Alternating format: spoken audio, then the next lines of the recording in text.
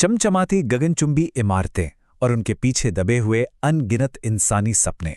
आज की चर्चा सिर्फ कुछ आंकड़ों या फैक्चुअल रिपोर्ट्स के बारे में नहीं है। आज हम ग्लोबल लेबर माइग्रेशन की उस जमीनी और मानवीय कीमत को समझने की कोशिश करेंगे जो अक्सर इन ऊंची इमारतों की नींव में कहीं छिप जाती है। हम उस सफर पर चलेंगे जहां पसीना है, आंसू हैं और ऐसे बेहिसाब बलिदान हैं जिनकी शायद ही कोई बात करता है। अब जरा इस बात पर गौर कीजिए। गल्फ गया था परिवार के लिए, लेकिन जिंदगी हर दिन टूटती चली गई। ये सिर्फ एक लाइन नहीं है। सच कहूं तो ये इस पूरी कहानी का सबसे कड़वा सच है। इंसान अपना देश, अपना घर क्यों छोड़ता है? अपनों की बेहतर जिंदगी के लिए, है ना? लेकिन असल में होता क्या है?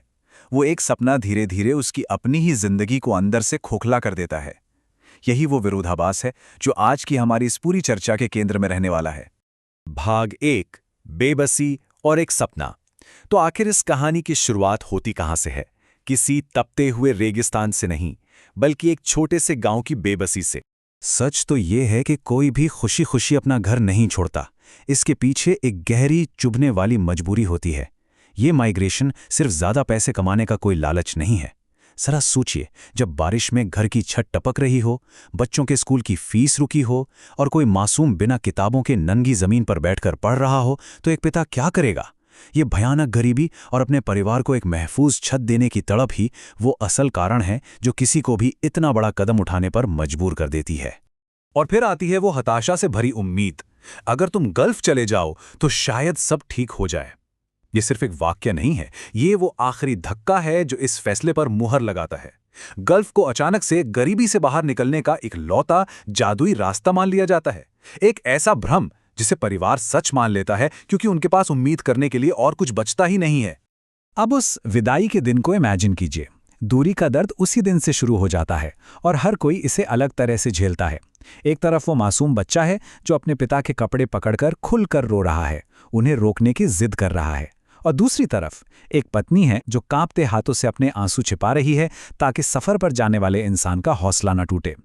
ये वो पहला और सबसे गहरा आघात है जहां से अलगाव की असली शुरुआत होती है। भाग 2, गल्फ की कड़वी सच्चाई। गांव के वो उम्मीद भरे सपने अब एक अनजान देश की उस कठोर जमीन से टकराने वाले हैं जहां हकीकत बिल्कुल अलग है। वहां पहुंचते ही सबसे पहली चीज जो छिनती है वो है आजादी।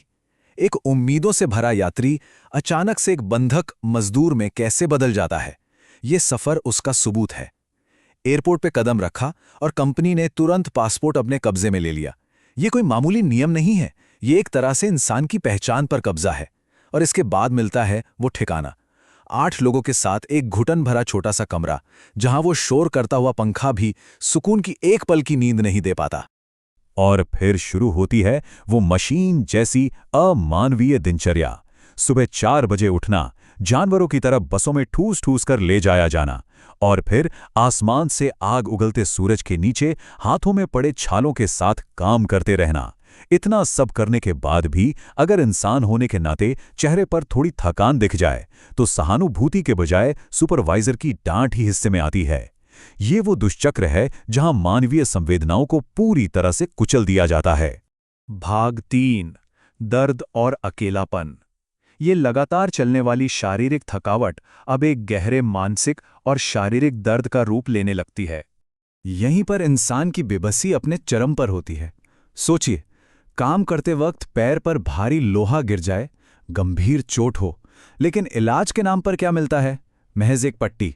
और उस भयानक दर्द के बावजूद रात भर काम करते रहने का सख्त आदेश। ये वाकया बहुत साफ तौर पर दिखाता है कि उस पूरी व्यवस्था में एक इंसान की भलाई की कोई कीमत नहीं है। जो मायने रखता है वो है सिर्फ और सिर्फ काम। अब इस भावनात्मक मुखौटे को देखिए जो हर प्रवासी मजदूर को पहनना पड़ता है। वीडियो कॉल पर परिवार को एक मुस्कुराता हुआ चेहरा दिखाना पड़ता है। बच्चा पूछता है, मेरे लिए क्या लाए? और वो इंसान नम आंखों से मुस्कुरा देता है। लेकिन ये सिर्फ एक छलावा है। असलियत तो ये है कि जैसे ही स्क्रीन काली होती है वो अकेले दीवार के सहारे बैठकर फूट फूट कर रोता है। ये अंदर और बाहर का जो द्वंद्व है ना, ये उस अकेलेपन को और भी ज्यादा जानलेवा बना देता है। भाग 4, टूटता परिवार, बेबस इंसान। शारीरिक दूरी और सिस्टम की लेट लतीफी, अब इन दोनों की वजह से पीछे छूटा हुआ परिवार भी बिखरने लगता है।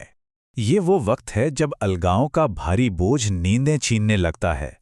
अंधेरे में छत को घूरते हुए गुजरती रातें, बच्चे की हंसी और पत्नी की आवाज़ की यादें जो कभी सुकून देती थीं, अब वो एक मानसिक यातना बन जाती हैं।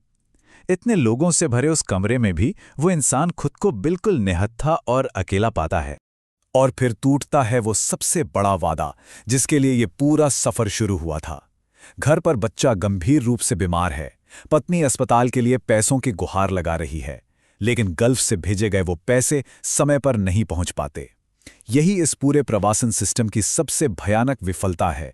जब जरूरत के वक्त वो पैसा किसी काम ही ना आ सके, तो वो सारी मेहनत, अपनों से वो दूरी, हाथों के वो छाले, सब कुछ बिल्कुल बेमानी लगने लगता है। भाग 5, अंतिम कीमत।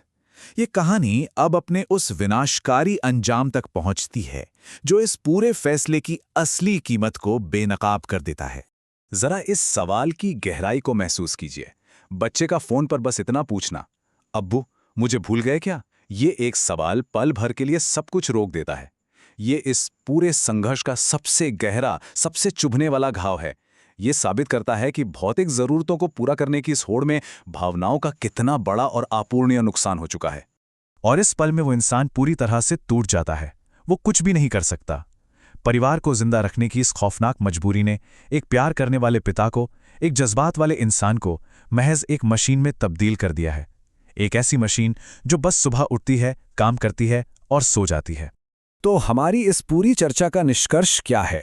गल्फ ने या इस पूरे सिस्टम ने पैसा तो दिया, लेकिन उसके बदले में जो कीमत वसूल की वो शायद सबसे बड़ी थी। उस इंसान से उसका परिवार और उसकी अपनी मुस्कान हमेशा के लिए छिन गई। अब जब भी हम अपने आसपास कोई चमकता हुआ बुनियादी ढांचा या कोई विशाल इमारत देखें, तो एक बार जरूर सोचें कि इसके पीछे कितने अनसुने और अदृश्य इंसानी बलिदान दबे हुए हैं। क्या इस विकास की ये कीमत वाकई चुकाने लायक थी,